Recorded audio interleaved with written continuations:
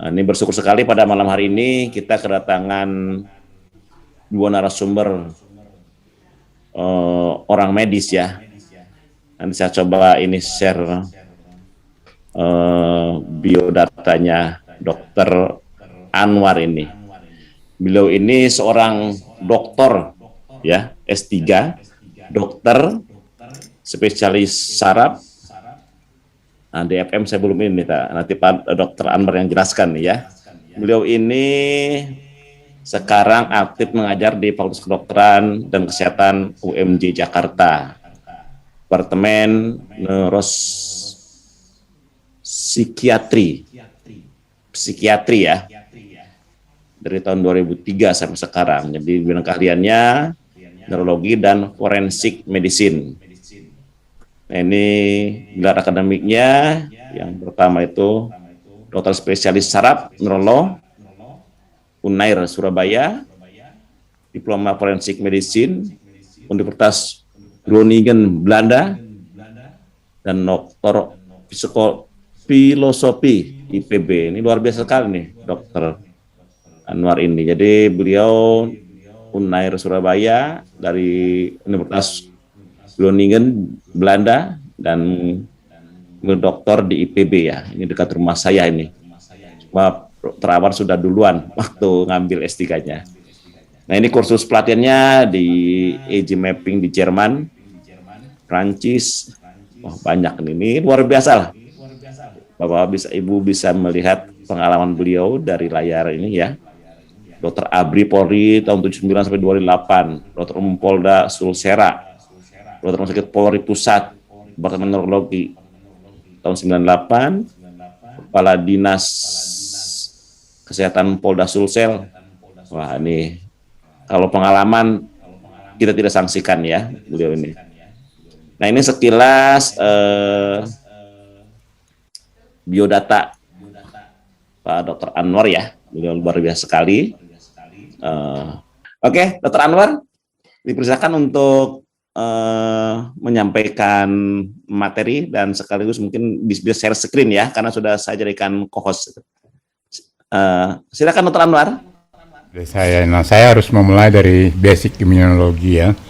Karena itu memang basic imunologi ini sebenarnya sesuatu yang sudah sering dibicarakan, tapi kadang-kadang kita lupa yang mana sebenarnya yang imunologi yang berasal dibawa dari ibu dan imunologi yang didapat atau diberikan oleh obat-obatan dan sebagainya seperti yang sekarang dilakukannya. Jadi sistem kekebalan itu adalah beberapa molekul yang mestinya resistensi terhadap infeksi. Jadi di sana kan ada fagosit, ada sel-sel yang sifatnya memfagosit atau dengan bentuknya seperti dendrit tangan-tangan bisa menangkap.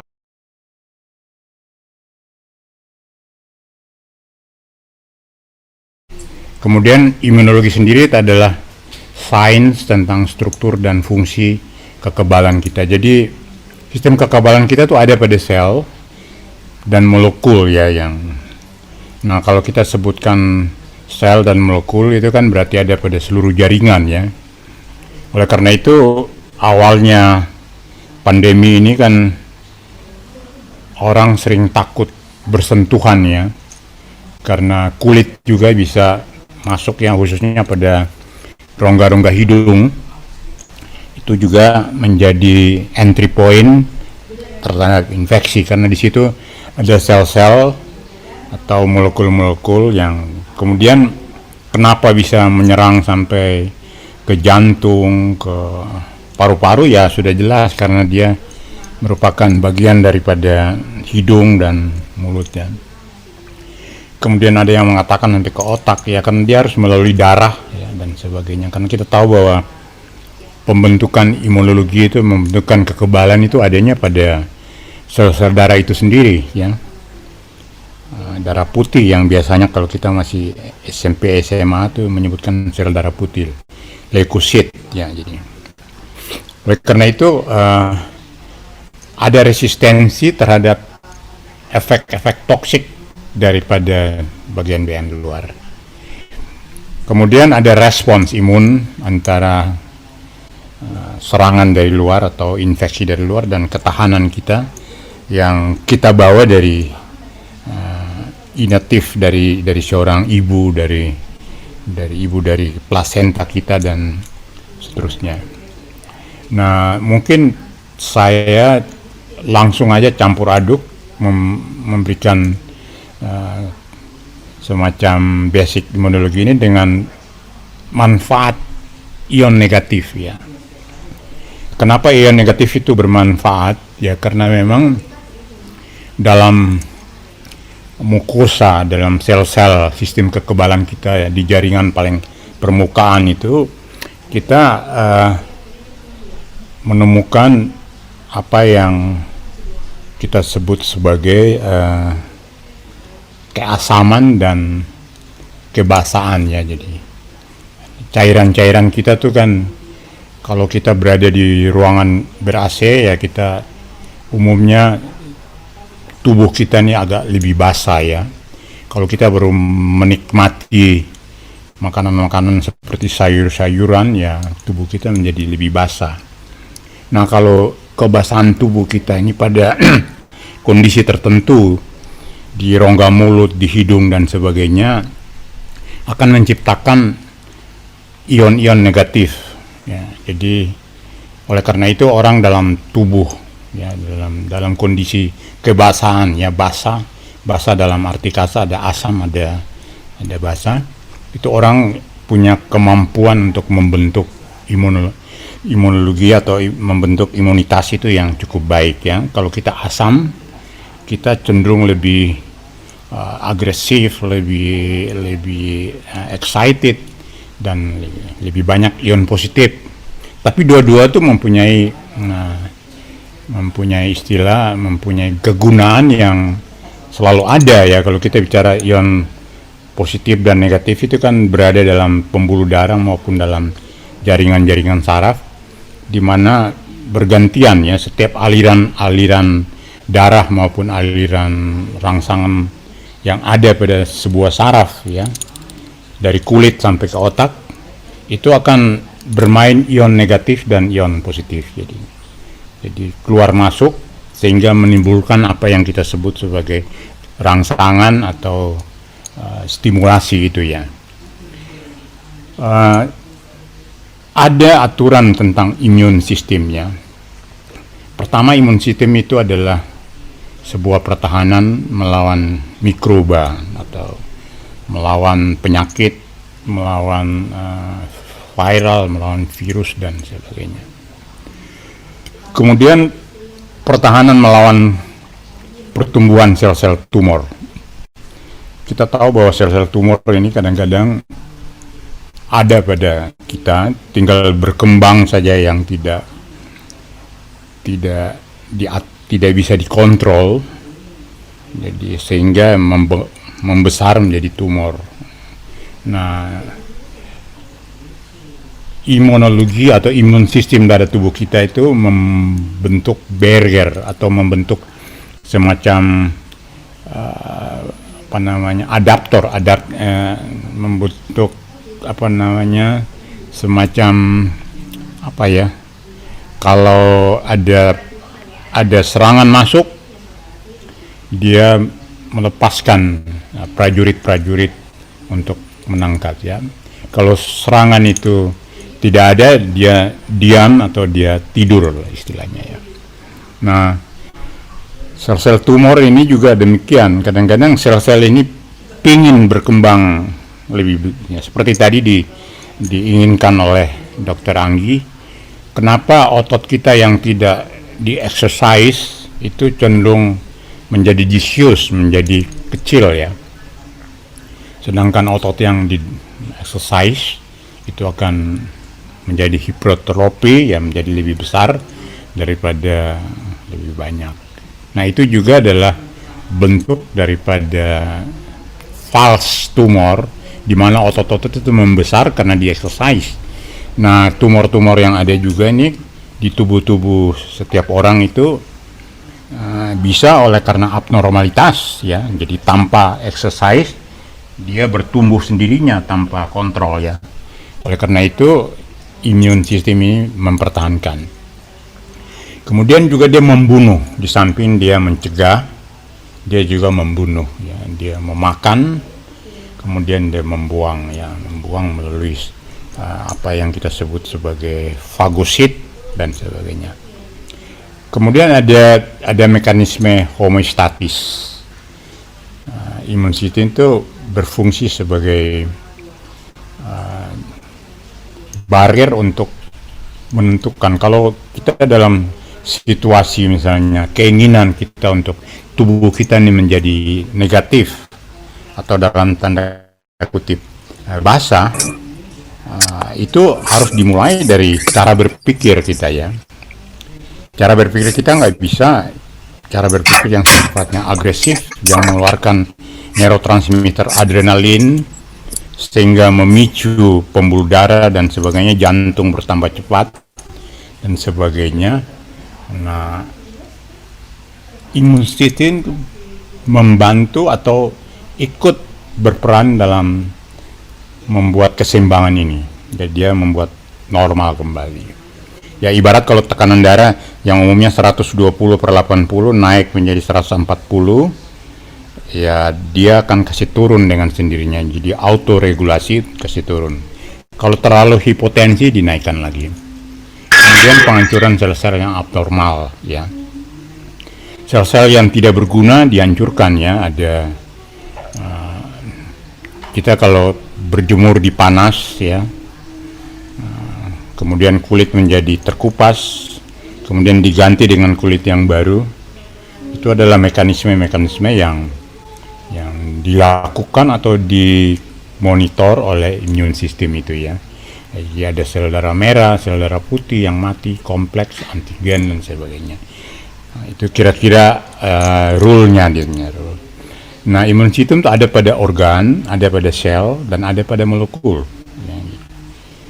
Kita tahu bahwa dalam sel itu ada inti sel, ada sitoplasma, ada dendrit sel dan sebagainya, banyak sekali matrix yang berisi fungsi-fungsi daripada sel-sel itu sendiri. Jadi sel, kemudian molekul, kemudian organ, jadi semacam gitu yang ada dalam basic struktur kita. Nah, di mana kalau dia letaknya di organ? Pertama ada yang tonsil ya.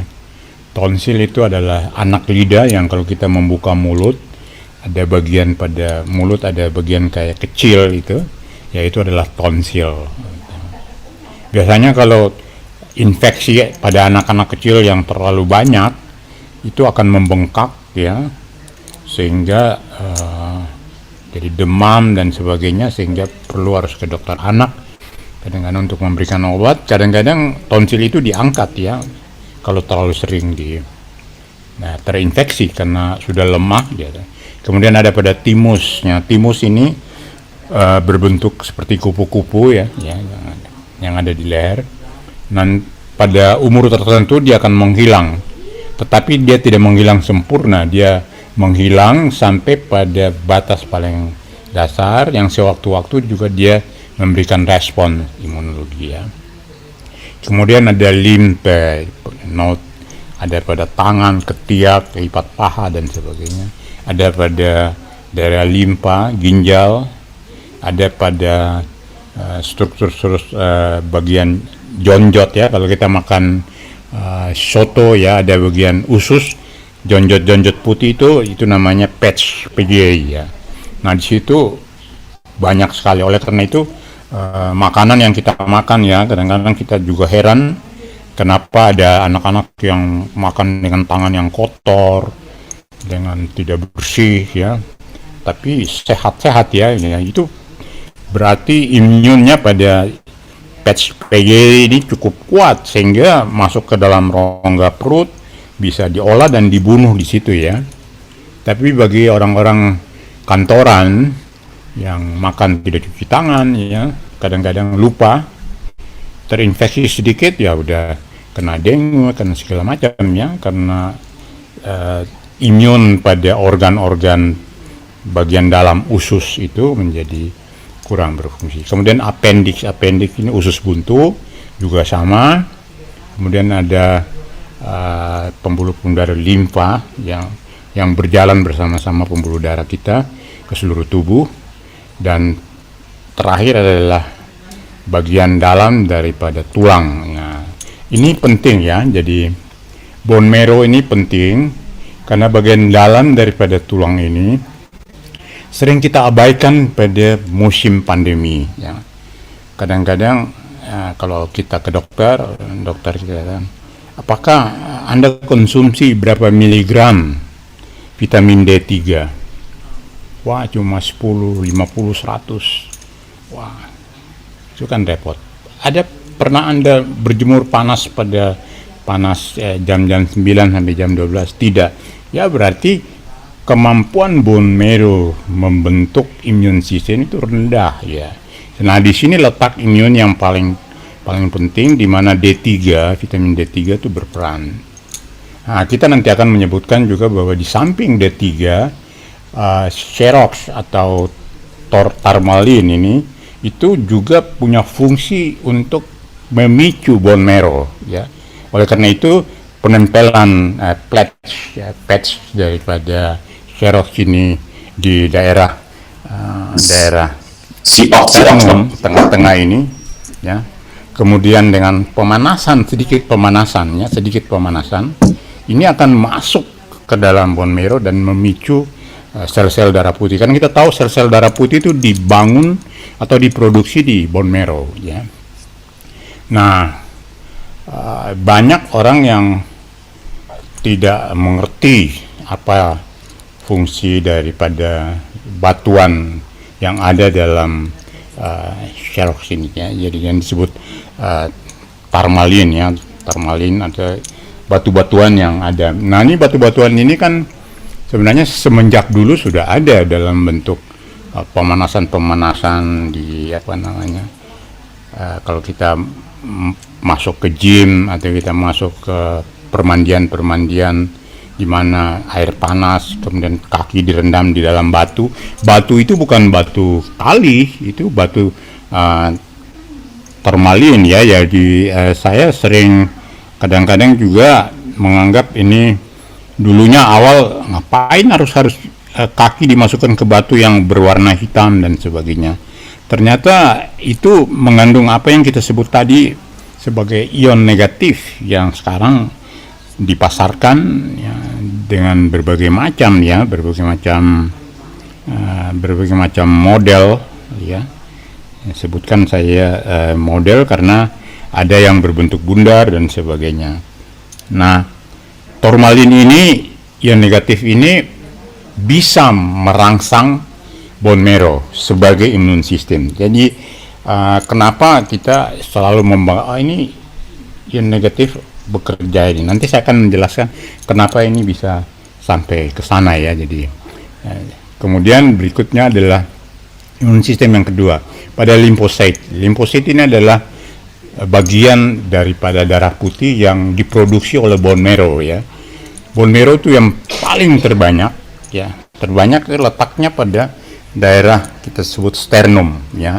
Jadi rangka ya, jadi kosta atau rangka dada ini berpusat pada 12 pasang dan bercabang, dan pada bone marrow inilah pusat daripada pembentukan sel-sel darah putih. Di samping itu pada tulang-tulang panjang kaki, tangan dan sebagainya, tapi bone marrow. Oleh karena itu kalau orang kena cancer darah, biasanya diambil darahnya diberikan tap jarum di sini dengan jarum yang ukuran 20, 22, dimasukkan jarum, kemudian diambil darahnya, kemudian diperiksa untuk melihat struktur daripada limfosit, neutrofil ya, monosit, makrofag ini sel killer ya, kemudian ada natural killer, limfosit B dan sebagainya.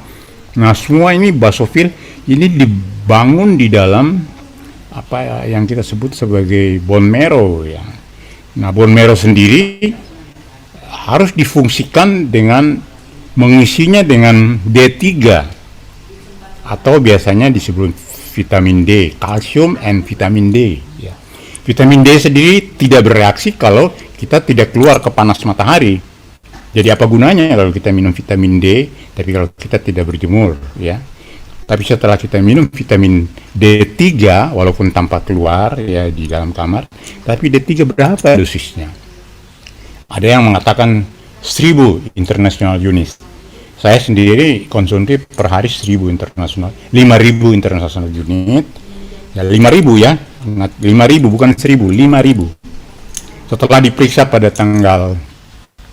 kemarin tanggal 6 ya, Maret di Prodia untuk mengukur berapa D3, ternyata masih kurang ya. Normalnya tuh antara 30 sampai 100 mg. Saya baru 26. Nah, ini kan rentan ya. Rentan terhadap infeksi. Infeksi khususnya infeksi yang kita sebut sebagai COVID itu ya. Berikutnya adalah antibody. Imun sistem molekul itu ada pada antibody, kemudian ada pada komplement stokain, interleukin dan interferon. Ini tempat-tempat rumahnya antibody yang adanya di molekul ya. Kemudian ada dua tipe imun. Ini yang penting untuk bapak-bapak atau ibu-ibu untuk tahu bahwa ada imun yang bawaan ya, non adaptif ya. Ini adalah lini pertama atau gerbang pertama pertahanan, bergantung pada mereka yang ada sebelum infeksi. Jadi bawaan dibawa dari orang tua yang sehat, orang tua yang bagus akan mempunyai imun bawaan yang anak-anaknya akan membawa imun bawaan. Jadi seperti warisan ya. Kemudian ada yang diperoleh yang disebut adaptif. Ini adalah lini respons setelah ada infeksi, setelah kita bergaul dengan infeksi sehari-hari, kena flu, kena ini, mulai terbentuk ya. Kadang-kadang ini terbentuk karena kegagalan dari imun yang dibawa. Oleh karena itu pertanyaannya, apakah imun yang dibawa ini cukup kuat dari ibu-ibu kita? Rasanya tidak sekuat apa yang kita bayangkan, karena sebagian besar bayi-bayi kita setelah beberapa bulan juga akan disuntik berbagai macam suntikan antigen dan sebagainya untuk memperkuat ketahanan tubuh. Jadi kalau mungkin yang kuat itu orang-orang yang dari kampung-kampung ya, dari gunung, yang tidak pernah lihat dokter, begitu lahir tumbuh besar ya dan menjadi sangat kuat ya. Tapi yang di kota rata-rata semua anak-anak bayi-bayi di kota umur 3 bulan ada akan disuntik difteri, disuntik segala macam TBC, anti TBC, karena memang rentan ya. Orang tuanya rentan, anaknya juga rentan. Jadi bergantung pada mekanisme adaptasi terhadap infeksi, kemudian akan dihandle oleh T dan B limfosit. Oleh karena T dan B limfosit ini kan ada pada daerah bone marrow ya. Satu sel menentukan satu penentu antigen. Satu sel hanya bisa mengetahui atau meradar satu antigenik. Jadi kalau antigennya itu masuk banyak, selnya ini cuma sedikit yang punya prajurit namanya T antibody, ya kena kita ya. Misalnya dilarang, disuruh pakai masker, tidak pakai masker, pergi di begitu banyak luas, pasti diserang oleh berbagai macam antigen si A, si B, si C ya. Nah kita punya sel hanya sekian aja yang mengandung T, ya kena kita. Hanya itu yang kadang-kadang juga kena, tetapi antigennya itu lemah, ya kita disebut sebagai OTG itu ya, artinya orang yang ya, tidak bergejala itu ya, tapi kita sudah lemah dalam antigen itu. Nah sekarang innate immunity berdasarkan genetik. Seorang yang bergenetik bagus itu akan mempunyai antibodi yang bagus ya. Kemudian akan mengendalikan komponen yang sudah terbentuk, jadi terbentuk sejak dini, jadi keturunannya sudah membentuk genetik sejak. Kemudian ada respon yang sifatnya beberapa infeksi yang tidak spesifik ya, orang tuanya cukup bebas bereaksi dengan lingkungan sehingga cukup membangun kekuatan dari tubuh. Nah ini sel-sel innate immunity kadang-kadang tidak mempunyai sel memori. Nah ini yang repotnya di situ ya, karena dia sudah merasa kuat, dia tidak ada sel memori sehingga segala macam antigen masuk dia tangkap, bunuh. Nah kadang-kadang kalau tangkap kemudian dia tidak sanggup membunuh, maka dia terkena apa yang kita sebut sebagai infeksi daripada ini, karena dia tidak menyimpan memori, tidak mengenal antigen-antigen yang ada di. Kemudian respon yang sama juga adalah karena paparan yang sering berulang, ya terutama dokter-dokter yang di rumah sakit yang setiap hari menemui mereka yang mempunyai antigen-antigen yang lagi infeksius, ya mudah sekali kena ya.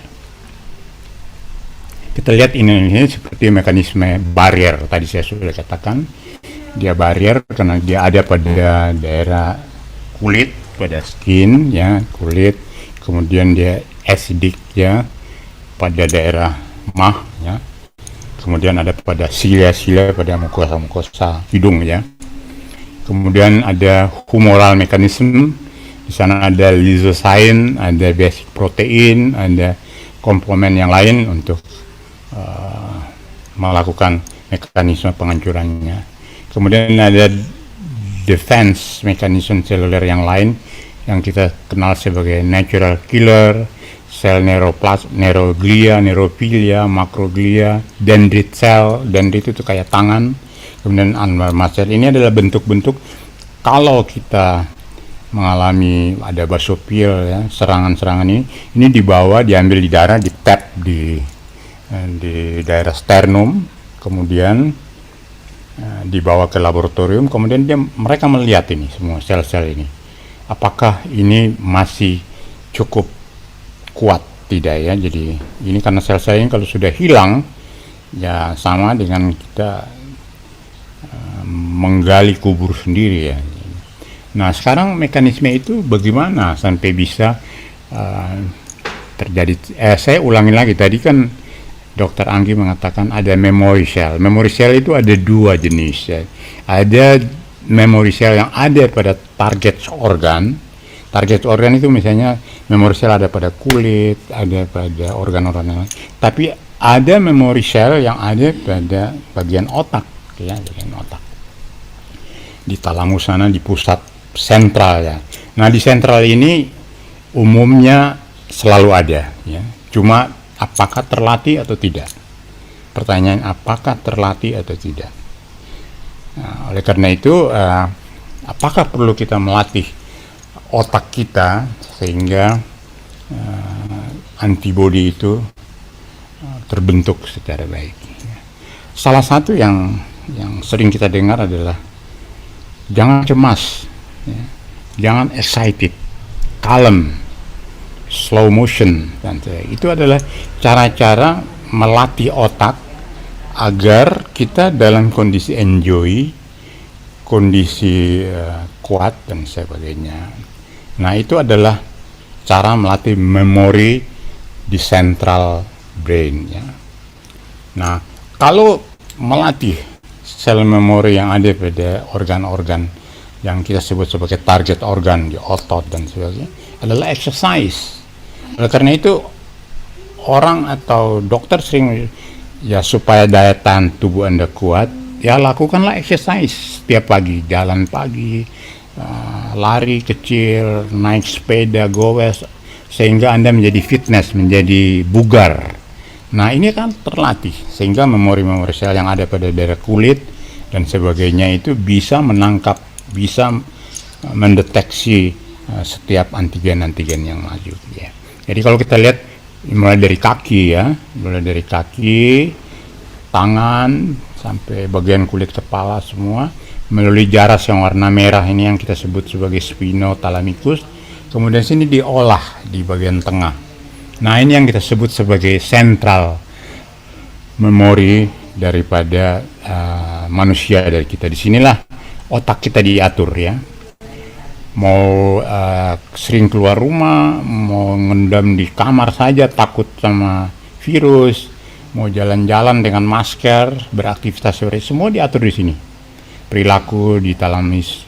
Kemudian dia juga mengatur bagaimana pola tekanan darah, pola makan kita, pola gembira kita, kapan, apakah kita harus sedih tiap hari atau kita harus melihat orang ini ikut sedih dan sebagainya, semua diatur di bagian warna biru daripada ini yang disebut sebagai limbic system ya. Limbic system di situ adalah pusat-pusat di mana mengatur semua rangsangan-rangsangan perifer naik ke otak ya. Jadi saya mempercepat aja supaya diskusi lebih panjang. Nah inilah di sini ada bagian merahnya adalah sistem yang mengatur gerakan kita supaya kita excited. Sedangkan di warna biru ini sensorik untuk menerima gerakan. Di sini ada jembatan ya yang disebut bridging cerebral atau corpus callosum ya, jembatan ini untuk mengatur. Seandainya sensorik itu dari bawah naik ke atas itu menyuruh, ya sudahlah Anda daripada ke pesta yang ramai begitu ngapain, nah, tidur aja di rumah. Ini dia mengerem ini ya, dia mengerem dengan cara yang kita sebut sebagai parasimpatik system ya. Jadi ada sistem otonom kita yang disebut parasimpatik, itu direm pada daerah-daerah yang berwarna biru. Tetapi kalau kita bilang ada ini teman saya dekat, baik dan sebagainya, dilarang juga pergi lagi hujan, ini adalah sistem motorik. Nah di semua ini mulai dari kaki ya pada bagian dalam otak ini sampai pada bagian telinga dan itu ada pusat-pusat ini yang dapat atau hanya dapat dilihat dengan peralatan ya yang kita sebut sebagai brain mapping atau bisa PET scan ya, atau kita bisa juga dengan memakai alat-alat yang lain seperti EEG dan sebagainya, kita bisa melokalisir bahwa orang ini ada bank of memory-nya terganggu ya. Oh ini orang ini mudah excited, mudah marah, orang ini mudah, ini semua dapat dilihat dengan peralatan saat ini yang sangat modern. Menurut saya sudah sangat modern ya, mungkin ada.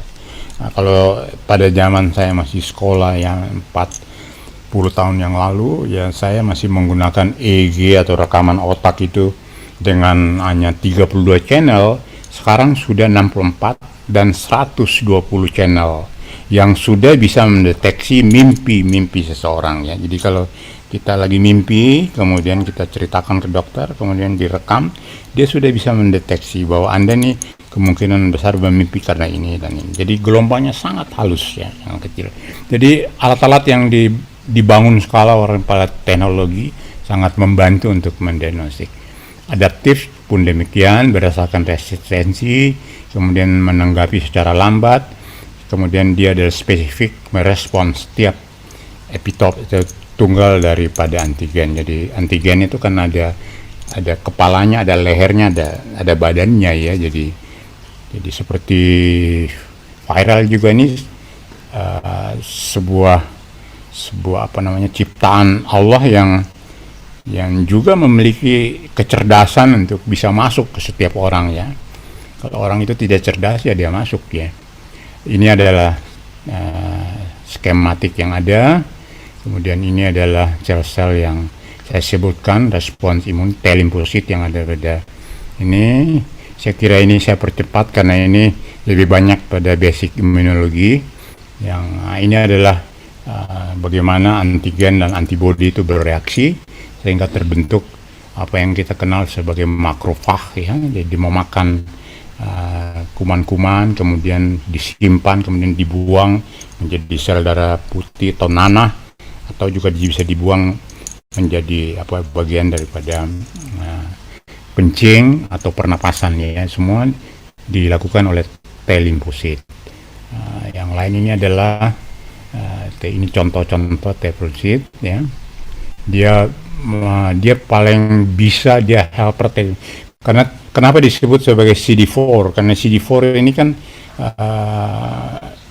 deteksi untuk HIV/AIDS ya. Jadi kalau Kalau kita periksa T limfosit di misalnya Prodi ya, kita menemukan CD4 ini tinggi, kemungkinan bahwa sel darah putih kita ini lagi memakan mikrobah yang ada pada HIV/AIDS. Jadi HIV/AIDS itu dideteksi dengan CD4 ini. Nah, kalau CD8 ini kemungkinan besar ini yang kita sebut sebagai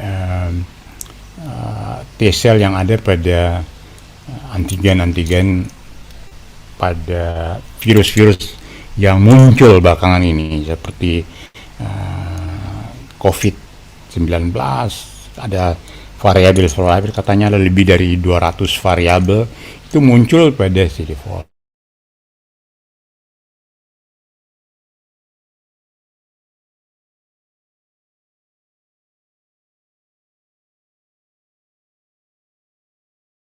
Ini adalah untuk deteksi kayak HIV/AIDS ya, dari penyakit-penyakit yang udah, dan sekarang sudah ada di Indonesia ya, nggak perlu kita takut. Tapi yang paling perlu adalah bahwa kita juga harus siap bahwa ini semua pemeriksaan cukup mahal ya. Primary response juga ada, spesifik, secondary ya, jelas lebih cepat ya. Kemudian dia berkembang dalam beberapa hari, tidak membatasi infeksi. Dan ini contoh-contoh ya yang bisa kita lihat. Ini adalah humoral ya, imun response pada B limfosit. Tadi C ini T, ini B limfosit ya. Dia hanya mengenali antigen yang spesifik ya, kayak COVID. Nah, bisa dikenal dengan B limfosit ya. Jadi karena waktu ya, jadi supaya diskusi lebih banyak, ini memang masih banyak slide ini ya, tinggal bisa dilihat. Ini yang saya sebut tadi, apa yang disebut sebagai viral human ya, jadi ada kromosomnya, ada jadi variabel region daripada kalau dia antigen ini cocok dengan antibody ya klop dia bisa digunakan. Kalau dia terbebas, dia tidak bisa ditandain, dia memori sel ini tidak bisa menandai antigen, ya dia berkeliaran kemana-mana ya. Ini yang membahayakan ya. Nah, ini contoh IgG dan IgM ya. Ini di dalam total kita IgG ya, antigen yang G ini cukup besar jumlahnya 70-75%. Tetapi harus diingat bahwa kebanyakan yang meninggal ya, rekan-rekan saya yang nakes itu kemungkinan IgG ini kurang dari 70% ya. Ya kita nggak tahu faktor apa yang menyebabkan kekurangan. Oleh karena itu memang setiap dari insan kita ini harus cukup untuk membangun kekuatan tubuh kita ya. Kadang-kadang kita tidak sadarin bahwa sebenarnya IgG kita rendah. Kita merasa sehat, tetapi begitu ketemu orang yang OTG yang kadang-kadang gejalanya sama sekali tidak ada ya, pulang justru kita yang meninggal duluan ya, karena tidak mampu untuk menahan antigen yang kemudian IgM ya. Ini awalnya disekresi primer ya, dan dia tidak melewati plasenta pada seorang ibu ya. Dia fungsinya sangat luas ya, major fungsi, disekresikan pertama selama paparan primer. Jadi dia muncul pertama sebagai prajurit. Dia ini prajurit yang pangkatnya rendah ya. Jadi begitu ada serangan, ini dia IgM-nya muncul ya. Kemudian melakukan, dia mengambil komplement ini adalah bagian daripada senjatanya. Kemudian dia melawan antigen. Nah di situ kita mulai lihat ada orang mulai demam, ada orang sesak napas, ada orang batuk-batuk ya, ada orang yang banyak lendir, penciumannya mulai terganggu dan sebagainya. Ini IgM ini adalah faktor yang sangat penting untuk tubuh kita. Kemudian IgA ya, ini adalah monomer, ada pada serum. Kalau kita punya darah, kita centrifuge ya, bagian darah itu akan turun ke bawah. Ada darah merah dan darah putih. Bagian yang atasnya yang jernih itu yang disebut serum. Nah di situ adalah tempatnya IgE ya, dari situ dapat dia. Dia juga multifungsi, dia bisa menetralkan mikroba dan racun-racun ya, racun-racun dari makanan, racun-racun dari obat-obatan dan lingkungan yang lain. Ya, IgD juga di ini saya kira ini sudah cukup panjang. IgE ini lebih banyak untuk mahasiswa sebenarnya nih. Saya kutip, tapi saya yakin di sini juga ada yang mahasiswa yang ingin memperdalam atau ingin menambah pengetahuan. Responnya seperti demikian ya. EJM yang paling pertama, waktu pertama dia adalah prajurit tangguh, dia Kopassus dia. Kemudian akan muncul pada berikut menggantikan adalah IgG yang cukup tinggi 70 sampai 75% dari itu ya. Kemudian second stimulus kedua ini tubuh sudah mulai terbentuk antibody. Nah, di sini kalau ada serangan kedua ini tergantung bagaimana stimulus respons ini bereaksi. Jadi kadang-kadang orang sudah disuntik dengan antigen ya, yang Sinovac atau apa, ya suntiknya sudah 2 kali, tiba-tiba dengarnya udah meninggal. Ya kemarin sejawat saya, Dr. Farid ya, bekas Dirjen Depkes, itu sudah 2 kali. Beliau kan ada komisaris daripada farmasi ya, farmasi di Bandung, dia komisaris utamanya. Jadi Sinovac masuk ke Indonesia, mereka adalah gugus pertama yang mendapatkan Sinovac. Tapi apa, lacur pulang merayakan anak-anak keluarga dengan keluarga ya, kena di sana di Makassar. Dalam waktu tidak sampai 2 minggu beliau sudah meninggalkan kita semua ya. Failure ya, jadi ada imun yang responnya lemah ya. Itu ada pada mikroba dan beberapa cancer ya. Ya, jadi ini pengetahuan saja, yang lainnya ada lain ya. Ini pengetahuan ini akan saya bagikan kepada alergi juga termasuk dalam bentuk-bentuk yang sama ya. Kemudian ada autoimmunity ya. Jadi imunitas yang terganggu karena tubuh kita nggak mampu sendiri melakukan. Jadi antara satu sel dan sel yang lain bermusuhan ya. Jadi kadang-kadang juga auto antibody kita ini tidak bekerja secara bagus ya. Demikian imunodefisiensi karena kekurangan imun yang masuk. Nah, ini adalah bagian-bagian daripada pembentukan sel-sel ya, sel-sel imun, globulin dan sebagainya, IgG. Jadi cukup luas ya. Jadi mulai dari daerah trachea sampai ke daerah reproduksi ya.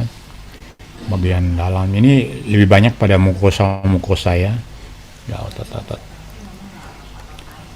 Saya kira ini kesimpulannya kekebalan bawaan, dan yang kedua adalah kekebalan yang didapat adaptif ya, jadi 2 kesimpulan ini bisa saya. Nah, saya hanya kira-kira 2 menit menceritakan tentang apa yang disebut sebagai turmalin ya, turmalin atau SEOX ya, SEOX yang sekarang kita lagi gunakan. Jadi saya lebih banyak membaca karena saya belum menghafal secara baik, baru beberapa bulan setelah diberikan alat ini ya. Jadi turmalin ini adalah yang alat ini adalah ion negatif. Apakah hanya di sini ada ion negatif? Oh, banyak ya, ion negatif itu banyak. Lampu neon sendiri itu sebenarnya ion negatif ya. Oleh karena itu lampu neon dengan voltase yang rendah atau ada pertengahan itu digunakan sebagai pemanas pada saat kita melakukan rehabilitasi di rumah sakit. Kalau ahli rehabilitasi bilang Anda dipanasin ya otot Anda itu dengan sistem neon itu ya. Jadi neon itu di dalam neon itu ditaburin turmalin, kemudian diberikan elektron ya, diberikan listrik, kemudian menyala ya. Nyalanya itu mengeluarkan panas, dan panas itu mengandung ion-ion yang negatif ya. Jadi unsur-unsur seperti mengandung aluminium, mengandung besi, magnesium, natrium, litium, dan kalsium. Salah satu yang perlu Bapak Ibu tahu bahwa turmalin yang kita pakai ini sejak 20 tahun ini menjadi bahan yang berharga dan merubah budaya manusia. Apa yang kita sebut sebagai baterai, ya, baterai heavy, baterai yang bertahan lama, apa yang ada pada handphone kita ini yang dicas, ini berisi turmalin yang disebut lithium. Lithium itu bagian daripada ion negatif, ya. Tapi kalau ini dibuat dari lithium, ya, saya kira tidak ada orang yang sanggup membeli, ya. Tidak ada yang sanggup karena lithium itu bisa menyimpan energi, ya. Sekarang mobil-mobil listrik yang ada di Amerika, di mana-mana yang digunakan itu menggunakan lithium, menggunakan baterai lithium. Dan dicampur dengan turmalin juga. Saya yakin turmalin ini ada di mana-mana, ya. Oleh turmalin diklasifikasikan sebagai batu semi mulin, batu yang batu permata yang dapat ditemukan dalam berbagai macam warna. Jadi kalau warnanya sangat indah, ya. Jadi kalau digosok, ya, menjadi batu cincin, ya, sangat indah. Oleh karena itu memang ada orang-orang tertentu yang mengatakan bahwa batu saya ini mempunyai kekuatan yang luar biasa, ya. Jangan-jangan itu batu yang mengandung ion negatif, ya. Kemudian turmalinnya adalah bentuk dari siklos, jadi berbentuk piramid yang bercabang-cabang, yang membentuk cincin dengan 6 sudut, yang memiliki sistem kristal yang trigonal. Jadi dia trigonal tapi 6 sudut, ya, dan dia bersifat prismatik, ya. Oleh karena itu dia mampu menerima sinar-sinar dari luar. Jadi kalau kita pakai ini, ya, saya ada 2 buah, satu saya gantung di sini, kemudian saya berjemur, ya, dengan arah matahari yang sudah mulai menaik, saya tempelkan sini. Jadi matahari akan masuk ke sini karena dia sistemnya piramid, ya. Saya nggak tahu bahwa struktur dalam ini piramid yang disusun, apakah bentuk dasarnya piramid di bagian belakang, puncaknya di depan, saya nggak begitu tahu, ya. Ini hanya orang yang membuat yang bisa merancang ini, ya. Kemudian gaya itu di ujungnya kristal itu terkadang asimetris yang disebut sebagai hemimorphismus, ya.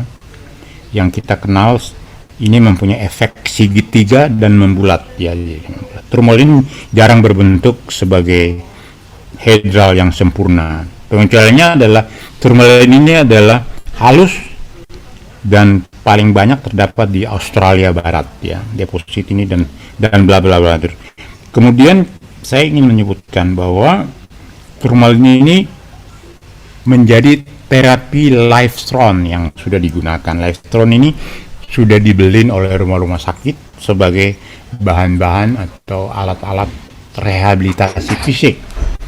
Mereka yang baru habis jatuh, baru habis stroke, baru habis serangan jantung, baru habis mengalami kecelakaan, itu diterapi dengan menggunakan apa yang disebut Livestrone, yang isinya adalah secara teori adalah bahan yang seperti begini, ya.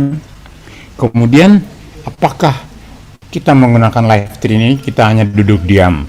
Menurut saya tidak, karena ada penelitian yang mengatakan bahwa turmalin atau seoks ini digunakan oleh orang-orang tua kita di China, ya, untuk melakukan gerakan-gerakan yang disebut tai chi, qigong, ya, prana, apa tuh namanya, yang di India yang kepalanya di bawah, dan yoga dan sebagainya, itu untuk memperkuat daya energi daripada sitron ini. Jadi sitron ini tidak berdaya guna, artinya penggunaannya tidak maksimal kalau kita tidak tambahan dengan aktivitas kita yang sifatnya slow motion. Slow motion itu gerakan lambat, ya.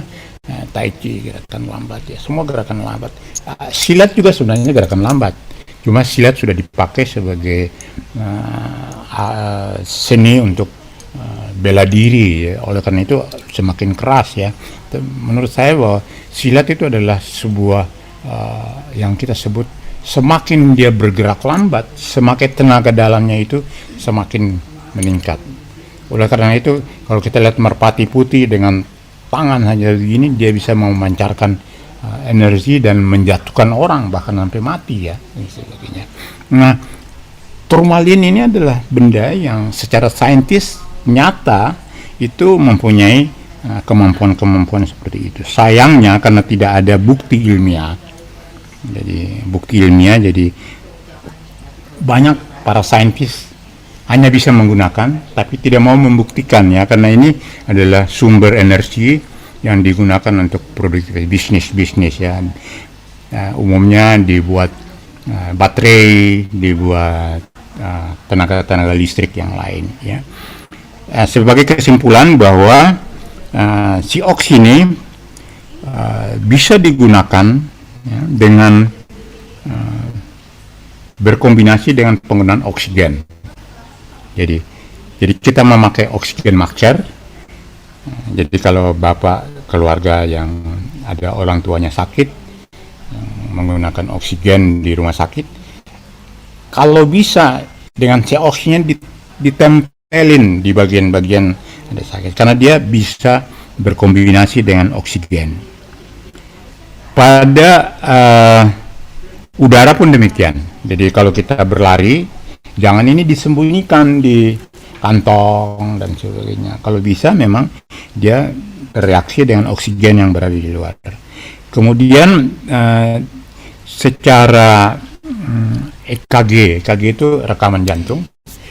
Kalau kita menempelkan ini di daerah radial tangan, ya, khususnya tangan kiri, kemudian kita merekam jantung, maka denyutan jantung kita akan berirama sesuai impuls yang ada pada barang ini. Jadi melalui kulit di atas arteri radial dengan elektroda EKG ya, elektrokardiograf. Kemudian secara intravena itu artinya kita memasukkan kanul melalui vena ya, kemudian dimasukkan melalui angioket yang masuk ke dalam tubuh dan bisa dirangsang dengan alat ini kecil ini. Kemudian melalui air yang diisi oleh elektron yang lain seperti minuman-minuman ion negatif ya, kan sekarang banyak minuman kalau kita baca ini minum ini ion negatif ya, ini bisa digunakan untuk menempelkan untuk memperkuat ion negatif yang ada ya. Jadi itu yang saya bisa sampaikan. Yang terakhir adalah ini bisa dipasang ya, kalau mempunyai cukup dana bisa dipasang di tempat-tempat kerja berhadapan dengan kita sebagai aksesoris untuk digantung ya, digantung. Di sini disebutkan dipasang di dinding ya sebagai gantungan ya, sebagai gantungan. Gantungan dipasang di dinding karena dia bisa memancarkan energi negatif pada saat kita melakukan aktivitas. Saya kira itu mungkin yang bisa saya sampaikan Pak Warsito. Kurang lebihnya saya mohon maaf karena ini persiapan yang tidak terlalu bagus. Saya mendadak ya, apa yang ada yang saya bisa berikan pada para pemirsa. Terima kasih. Wassalamualaikum warahmatullahi wabarakatuh. Waalaikumsalam warahmatullahi wabarakatuh. Terima kasih dokter. Wah, luar biasa sekali nih. Saya juga baru banyak mendengar penjelasan yang selama ini mungkin belum kita dengar ya. Jadi luar biasa sekali beliau menjelaskan manfaat formalin ya dari sudut pandang medis ya. Banyak sekali yang kita dapatkan pada malam hari ini. Untuk sesi selanjutnya tanya jawab nih ya, karena mungkin dari penjelasan dokter tadi sampaikan itu ada beberapa hal yang mungkin kurang mengerti. Nah, ini ada kesempatan mungkin kita tampung 2 penanya dulu. Nanti setelah itu baru kalau ada waktu dengan yang lain. Silakan ada teman-teman kalau memang ada yang mau bertanya dari penjelasan yang tadi, mungkin ada yang belum jelas. Silakan, mumpung ada Dr. Anwar nih.